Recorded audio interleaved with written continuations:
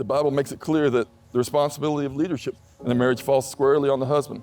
A good husband loves his wife unconditionally and is a servant leader, just like Christ is. In Ephesians 5:25, the Bible commands husbands to love their wives just as Christ has loved the church and gave himself up for her. A husband's love for his wife is not to be based on her actions, should respect and affirm her and love her at all times. Sacrificial action is an integral part of the husband's role in the head of the home. Again, Christ is a wonderful example of this. He demonstrated servant leadership by washing the disciples' feet. In marriage, being a servant leader means ensuring that the wife's material, emotional, and spiritual needs are met. Now, God made women to be man's helper. This means that being a helper comes with tremendous power. It is in the wife's responsibility to help the husband become all that God wants him to be, in the same way that God helps us become who he wants us to be. In Ephesians 5:33, the Bible commands that wives respect their husbands. This means revering, admiring, honoring their husbands. A good wife values her husband's opinion, admires his values and character, and is considerate of his needs, such as the need for self-confidence and the need to be needed. There's going to be times when you'll see those responsibilities and strengths of each other come together and make it stronger. But the link of God's love bringing y'all together is what's going to hold you strong, and always hold on to that.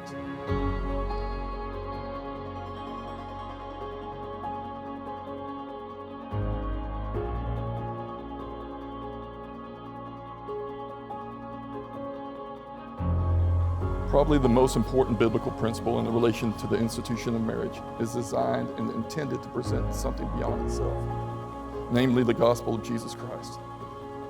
The writer of Ephesians, Paul, in chapter 5, he says, "Therefore a man shall leave his father and mother, hold fast to his wife, and the two shall become one flesh." Now the mystery is profound, and I'm saying that it refers to Christ and the church. The man leads, loves, and serves his wife because that is how Christ gives himself to his bride. And the wife respects, submits to, and helps her husband because that is how the church of God follows the risen Lord. This is marriage done God's way, according to his plan and purpose. And when we practice marriage biblically, the watching world sees the gospel on display, even as it likewise hears the gospel coming from our lips. In both ways, the glory of God is the redeeming work through Christ and is presented beautifully and attractively. Of course, there's going to be numerous challenges in leading and watching world and adopt the biblical purpose of marriage, but without question, the best place to start is accepting and adopting in ourselves, shaping our marriages around their God-ordained center, Jesus Christ and his gospel. We would be wise to do that as well.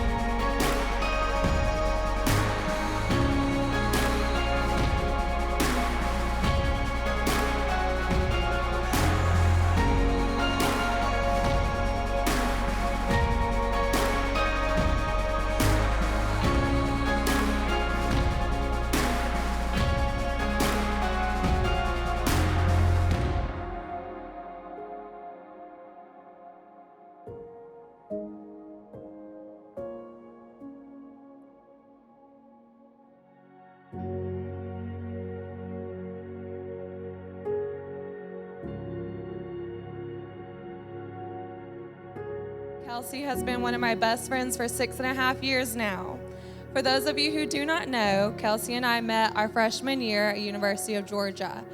Over our 4 years at UGA, we lived together for 3, became known as Kelston, Kelsi and Kristen, the Toxic Twins, Eunice and Alice, and shared countless belly laughs, car rides to class, study hours, and meals together. Kelsi really kind of played a part in teaching me how to cook.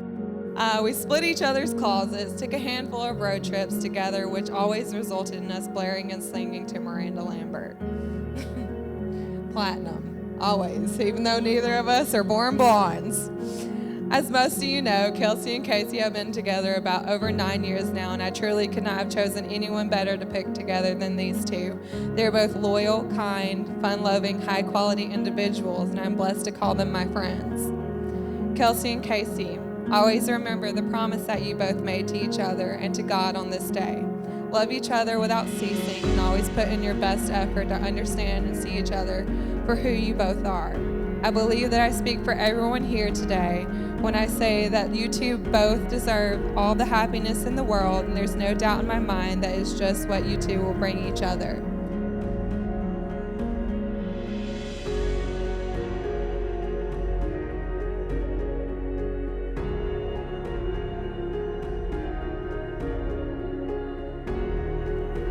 By a show of hands, who used a GPS to get here?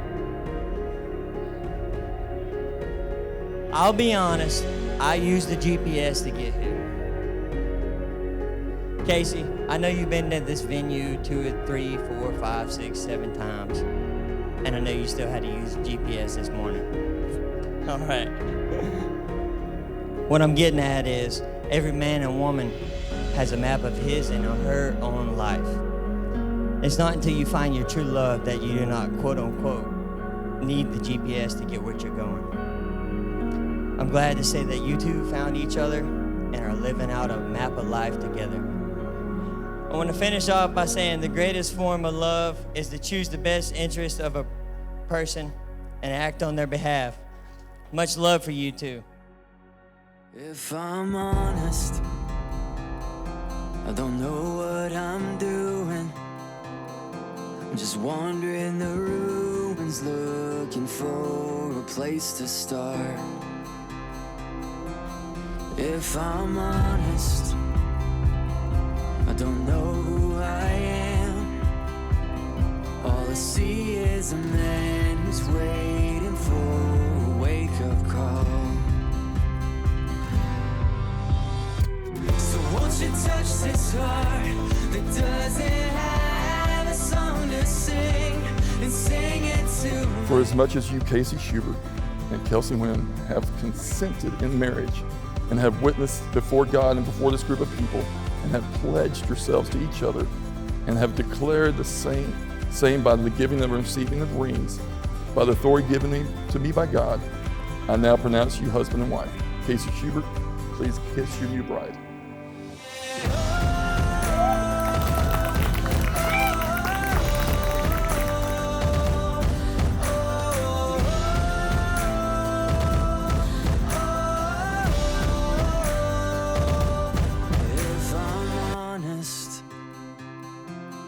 Wish I was better at everything I have ever tried and failed to be. I wear every letdown, I show every scar, and I found that hope can only carry you so far. So won't you touch this heart that doesn't have a song to sing, and sing it to me, and sing it to me. Open up my mind, the can of